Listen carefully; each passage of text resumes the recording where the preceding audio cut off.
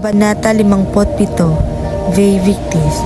Sa kabanatang ito ay naglalarawan ng pag-aresto at pagpapahirap kay Tarsilo, isang kasamahan ni Ibarra sa pag-atake sa kwartel. Sa kabila ng matinding paghihirap at pananakit, nanatiling matatag si Tarsilo at tumangging magbigay ng impormasyon tungkol sa mga kasabwat ni Ibarra. Ang kanyang pagkamatay ay nagpapakita ng kalupitan ng mga otoridad at ang kanilang determinasyon na supili ng anumang paglaban. Ang kabanata ay nagbibigay diin sa kawalan ng hustisya at ang pagiging brutal ng mga may kapangyarihan.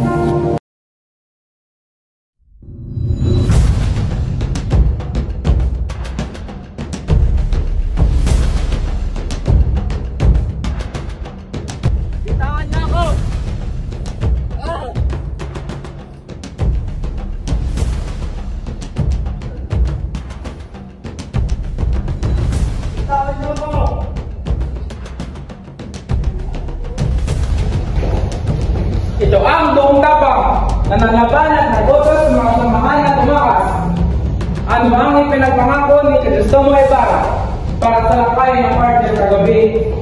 Iginantilan namin ang aming ama na pinatay niyo sa palo. Hanapin ninyo ang inyong mga kasama. Tinapon namin sila sa bangin. Doon sila mabubulok! Yan ang inyong mga kasabwat. Dahil niyan sa mga bangkay.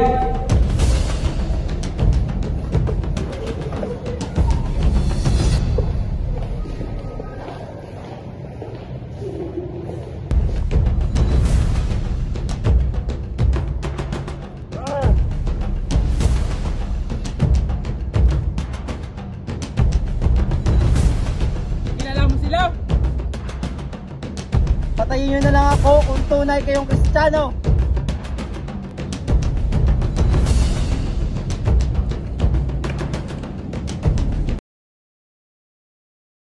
Kabanata 58 hanggang 59. Ikakasal si Maria Clara. Ang eksena ay naglalarawan ng pag-uusap tungkol sa nalalapit na kasal ni Maria Clara kay Linares. Si Doña Victorina ay nagpapahayag ng kanyang pag-aalala tungkol sa kalagayan ni Crisostomo Ibarra na nakakulong. Siya ay nag-aalala dahil sa posibilidad na masira ang reputasyon ng kanyang pamilya kung sakaling masangkot sila sa anumang kontrobersya. Ang mga tauhan ay nagtatalo tungkol sa mga posibilidad at ang mga epekto ng mga pangyayari sa kanilang reputasyon at relasyon. Ang pag-uusap ay nagbibigay diin sa mga social pressures at ang pagiging mahalaga ng pangalan sa panahong iyon.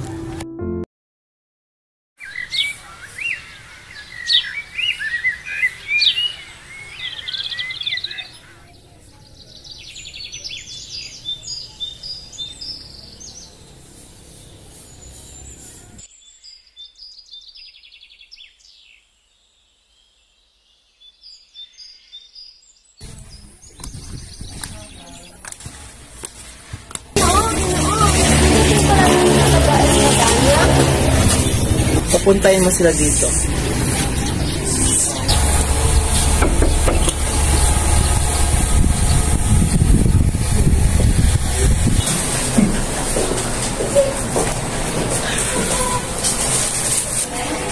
Malaki talaga ang nagagawa ng isang may kamag-anak na nanungkulan sa pamalaan. Diba? Dahil sila nakakapag-labas-masok siya palagi sa loob ng palasyo ng Kapitan General. Una ko pa lamang nakita iyang si Ibarra ay naniniwala na ako sa San Filibuster. Ano ka pala ang sabi ng Kapitan General sa kalagayan ni Crisostomo Ibarra? Pinilangkay ng insantong si Linares na siya'y bitayin. Hindi. Huwag mo nang ipaglihim sa aming pinsan. Ikaw ang nagpagpayo at... Clarita, iha! Clarita, iha! Ikaw talaga ang dinalaw namin. Mabuti na naman at pakipakita. Nagpunta kami rito upang pag-usapan ng mga hindi natapos sa pag-usap noon. Nawalang dalang ng photo kalit mula ako sa aking silid. O siya, Tiago, dapat nang matuloy ang kasala ni Maria Clara at ng aking pinsan. Kung sabi mo magdaraos tayo ng isang fiesta. Maganda yan. O siya, mauna na kami.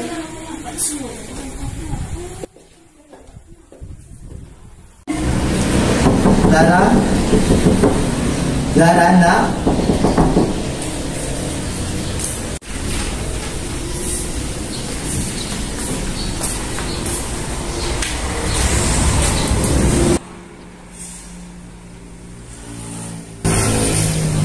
Doon lang pala ang aking anak. Sino kasama niya? Si Cristomo Ibarra ba iyan?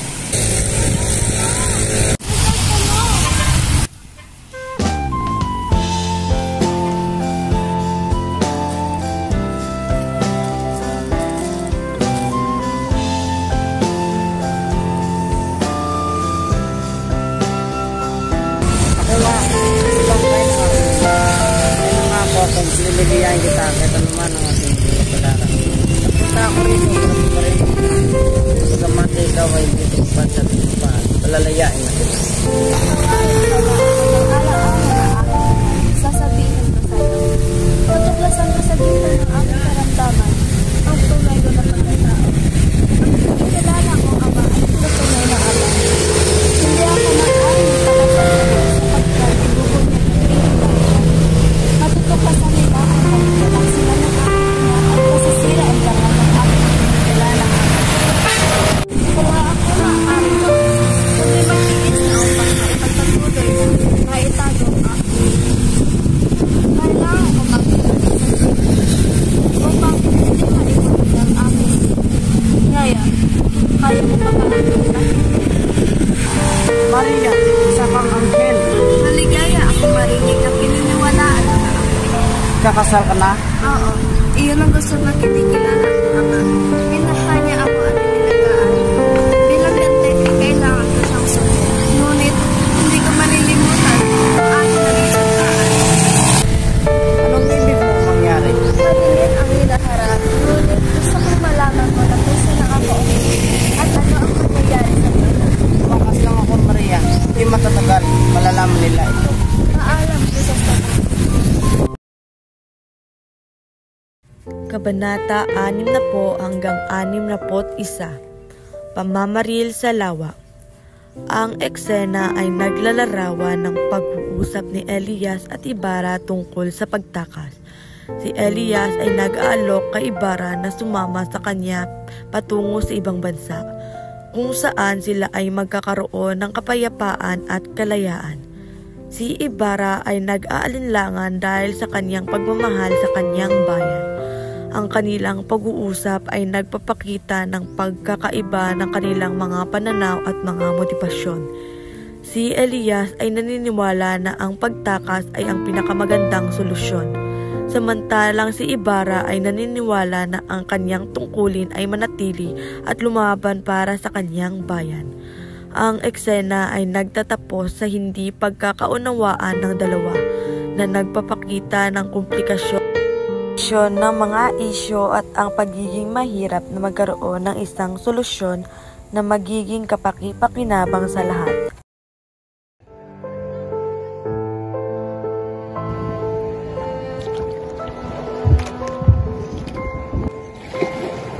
Mabilis na sumagwan si Basilio patungong San Gabriel. Bahay ng isa ko kaibigan. Sa Mandaluyong. May tinago ako doon nasa Lape.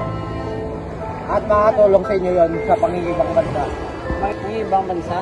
Sa ibang bansa, makapamumuhay ko. At marami din kayo mga kaibigan ng kumpanya. At matutulungan kayo magpatawad. Tapos mo ang buhay ko ng 2 beses sa kabila ng kasawian sa iyong bansa aking akal. Marapat lamang ng kalikong yaman na wala. Sumama kayo sa akin sa ibang bansa. Tayo magturingan na magkapatid. Tayo kapwa sa samang palad sa sarili nating bayan. Hindi ako maliligaya sa ibang lupain. Dito ako magtitiis at mamamatay. Pero bakit pinalis mo ako? Sa ibang bansa, maaari din mo sa bansa. Onda nasin ninyo ang ibayo, siya at dating din yung araw na itinakwin sa bayan. Ito ko yan! Wala akong ibang inisip sa kundi ang kapakanan ng bayan. Hindi ninyo ako nauunawaan. Iniibig ko ang bayan. Pagkat wala naman kayo dinahan at sasakit. Isang araw, mahanasan ninyo ang gutom at pagsusuko. ako na itakuin ng bayan nito. Humingi ako ng tulong sa inyo. Basta na sa aming bayan. Ngunit hindi niyo ako pinakita. Sila ang pinakita. Tinutulong na kayo nila ng kahawa. May katwiran ka, Elias. Ako'y taong umayon sa takbo ng panahon. Na sa akin ang lahat na ang ating bayan ay may nabubulok sa sakit na kailangan ng panunan. Kanser sa lipunan dapat lumutin. O ay tagapagtanggol sa bayan, ngayon ay isa ng tilibustero. Kaya akong halos na wala na tayong ng pag-asa. Nakita nila sa harapan ng palasyo na nagkakagulo ang mga kamay. Natuklasan na nila ang iyong pagtakas. Pinahiga ni Elias sa bangka si Crisostomo at tinakpan ng maraming damo. Napadaan sila sa harap ng polvorista. Sila'y pinatigil ng bantay. Hoy! Saan ka nang galing?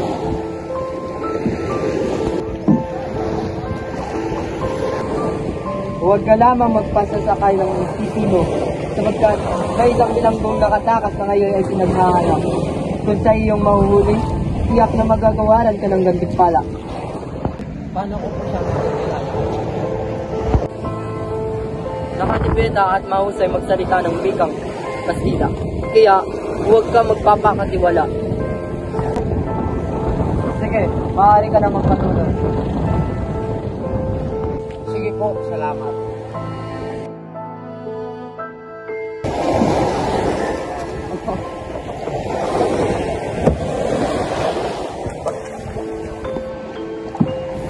Nagpatuloy na sa pagsasagwan si Elias at saka lumihis ng landas. Pumaksok ang bangka sa may ilog Bieta. Luwas tayo bago tayo magkamalan ng taga Peña Pelancia. Marapat siguro tayo may magsip. Makinig kayo sa akin sa labi. Mayaman kayo at pwede mahali kayo magbayad ng mga iyong kinakasama. Ngunit mga liliit lang na tao ang masasaktan. Kaunting kalayaan at katarungan ang pinili ng mga nasabing palat, hindi ang pagtatakwil sa iba niya. Kung ano na yung gagawin ko lang itong mag-isa, Elias, hindi ako babayag makatapos itong matapat sa bayan at nagangat ng kagalingan ay ito ang igaganti sa akin. Maaaring pa ba akong iyatin sa bundok?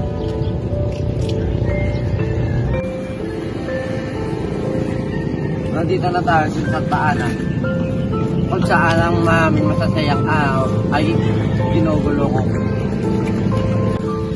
Ang masasayang araw na yun ay hindi na mababalik pa. Yan ang palwa. Umiga kayo at tatakpan ko kayo ng bayong.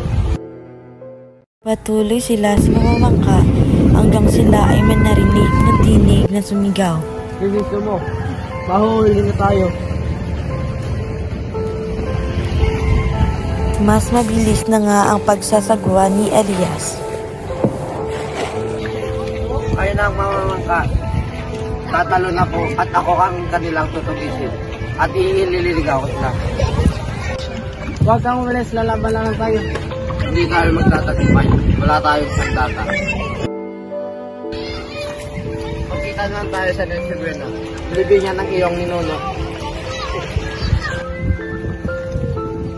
Pagkatapos niya sabihin ay tumalo na nga sa tubig si Elias. Nakita ng palwa at gwardiya sibil si Elias na naglalangot. Sunod-sunod na paputok ito hanggang si Elias ay hindi na muling lumitaw pa.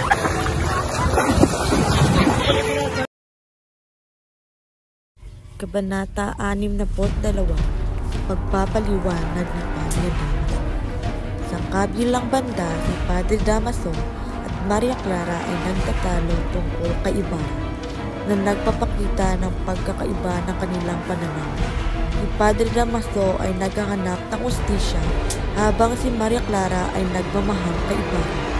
Ang eksena ay nagtatapos sa hindi pagkaunawaan na nagpapakita ng mga komplikadong isyu.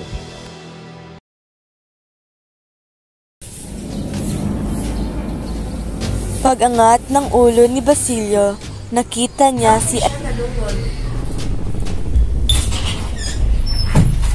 Natakot ka, no?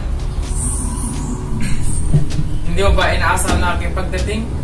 Nandito na ako para saksiyan ang kasal mo. May sakit na lang ba ang aking anak? Ba't namumutla ka? Wala ka na bang tiwala sa inaama mo? Sabihin mo lang sa akin kung anong nararamdaman. Minahal pa ba ninyo ako? Tulungan ninyo ang aking ama para hindi matuloy ang aking gasal. Noong buhay pa si Ibarra, umaasa ako at manalig. Ibig ko mabubuhay para marinig kahit paano ang mga bagay tungkol sa kanya. Pero, ngayon, patay na siya. Bakit na ba ako mabubuhay at magtiis? Hindi na ako higit sa nila, Sky. Naaari ako magpakasal kahit nino ba. Buhay pa si Jesus. Wala namang gusto ang ama ko kundi malaki yung bayan sa aking mga kuder. Pero ngayon patay na siya. Walang sino matatawa sa akin ng asawa. Kumbento o sementeryo lamang ang aking pipiliin. Anak ko, patawad. Hindi ko sinasadya ang kamangkutan mong ito. Ibig ko lang mabigyan ng mabuting kinabukasan ng kaligayahan. Ito'y dahil mahal kita. Mahal mo pala ako. Huwag mo hayaang ako malungkot habang buhay. Patay na siya. Ibig ko na rin mamatay o maging madre. Isang madre! Isang madre! Hindi mo lang lamang alam, anak ko, ang buhay ng misteryong nakakubli sa padre ng kumbento. Matanda na ako, Maria. Mahalin ang binata, kahit sino man siya. Wag lang ang kumbento. Ang kumbento o kamatayan. Diyos ko! Diyos ko! Pinaparusahan mo ako! Pagpalaan mo sana ang anak ko! Ayoko pang mamatay, kaya magmamadre ka na lang. Talagang narito ka nga. Nagpaparusa ka.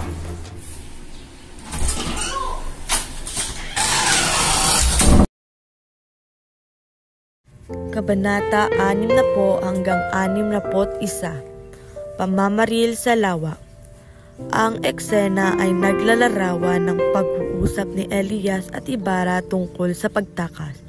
Si Elias ay nag-aalok kay Ibarra na sumama sa kanya patungo sa ibang bansa, kung saan sila ay magkakaroon ng kapayapaan at kalayaan. Si Ibarra ay nag-aalinlangan dahil sa kanyang pagmamahal sa kanyang bayan. Ang kanilang pag-uusap ay nagpapakita ng pagkakaiba ng kanilang mga pananaw at mga motibasyon. Si Elias ay naniniwala na ang pagtakas ay ang pinakamagandang solusyon. Samantalang si Ibarra ay naniniwala na ang kanyang tungkulin ay manatili at lumaban para sa kanyang bayan. Ang eksena ay nagtatapos sa hindi pagkakaunawaan ng dalawa, na nagpapakita ng komplikasyon ng mga isyu at ang pagiging mahirap na magkaroon ng isang solusyon na magiging kapaki-pakinabang sa lahat.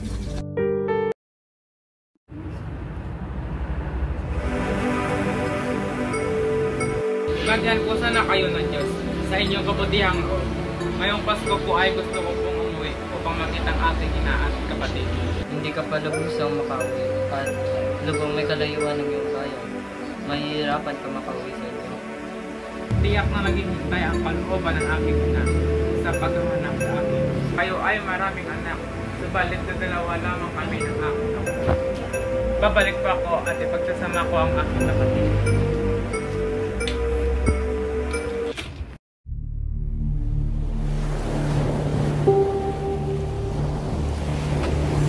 Samantala ay nakauwi na si Basilio sa kanilang bahay. Naabutan niya itong sira-sira at wala ang ina. Inay! Inay! Ba't walang nanay dito? Inay!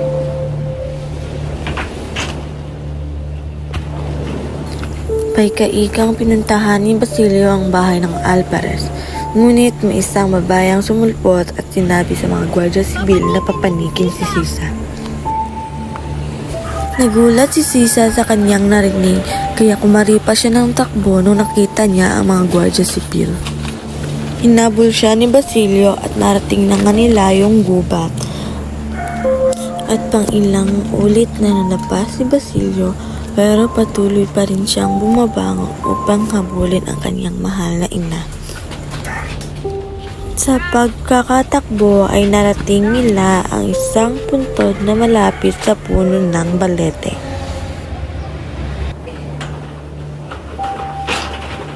May pinto dito na pilit binuksan ni Basilio. Masayang niyakap ni Basilio ang kanyang ina, ngunit tinulak naman papalayo kaya nabugok ang kanyang ulo at nawalan siya ng malay. Basilio!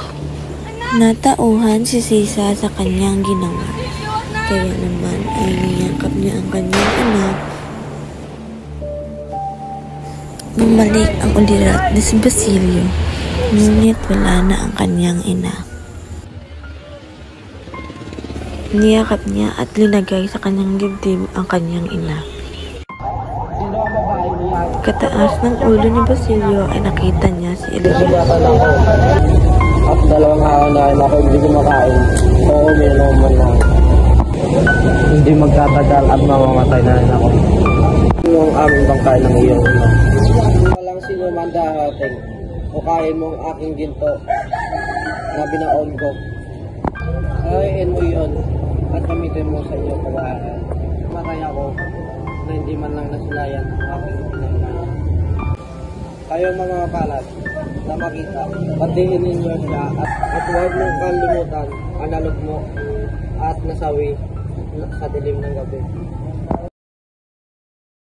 Kabanata 60 hanggang 61. Pamamaril sa lawa. Ang eksena ay naglalarawan ng pag-uusap ni Elias at Ibarra tungkol sa pagtakas. Si Elias ay nag-aalok kay Ibarra na sumama sa kanya patungo sa ibang bansa, kung saan sila ay magkakaroon ng kapayapaan at kalayaan. Si Ibarra ay nag-aalinlangan dahil sa kanyang pagmamahal sa kanyang bayan. Ang kanilang pag-uusap ay nagpapakita ng pagkakaiba ng kanilang mga pananaw at mga motibasyon. Si Elias ay naniniwala na ang pagtakas ay ang pinakamagandang solusyon. Samantalang si Ibarra ay naniniwala na ang kanyang tungkulin ay manatili at lumaban para sa kanyang bayan. Ang eksena ay nagtatapos sa hindi pagkakaunawaan ng dalawa, na nagpapakita ng komplikasyon ng mga isyu at ang pagiging mahirap na magkaroon ng isang solusyon na magiging kapaki-pakinabang sa lahat.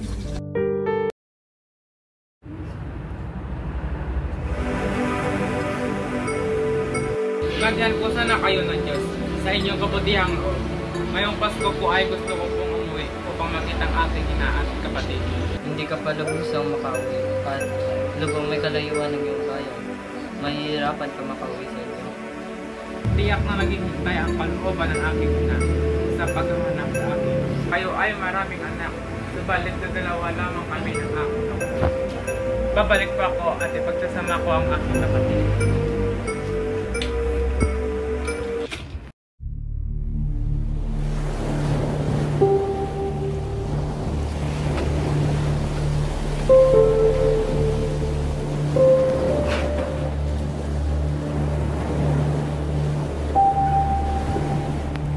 Inay!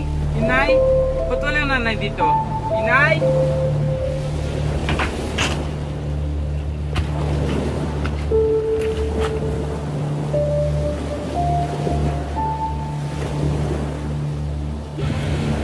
Papanikin niyo si Sisa!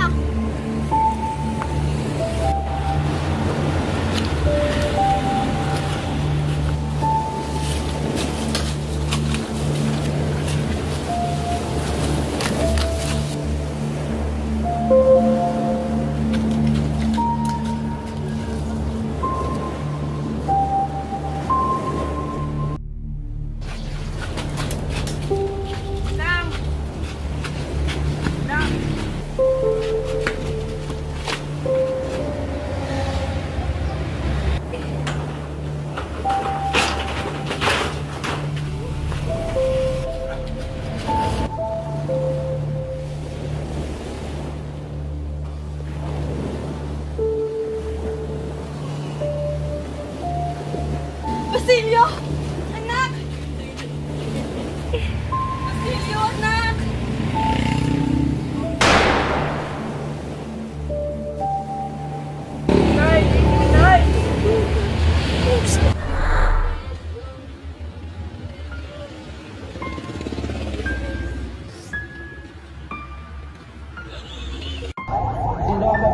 lang. Siya pong aking ina.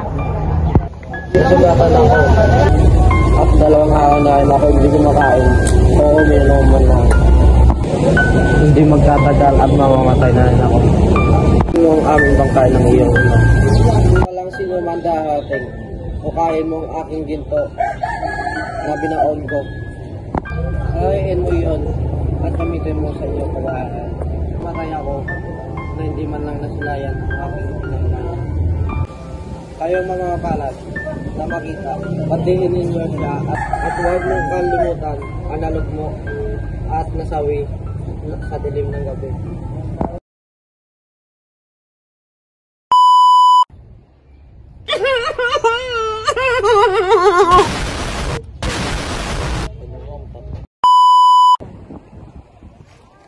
Wow, makakasama ko talaga si Jesus. Ang buong tapang na nalaban at nagutos sa mga kasamahan at tumakas.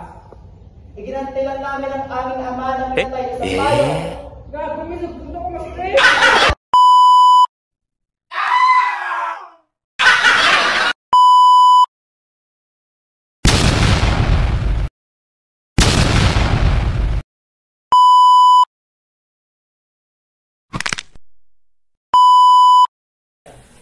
Iminong kaya ng pizza at kung sininalis na siya'y bibitayin. Sinong babae niya yan?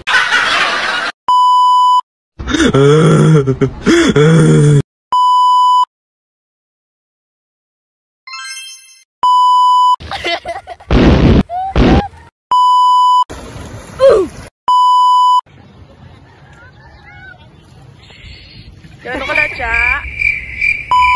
1, go!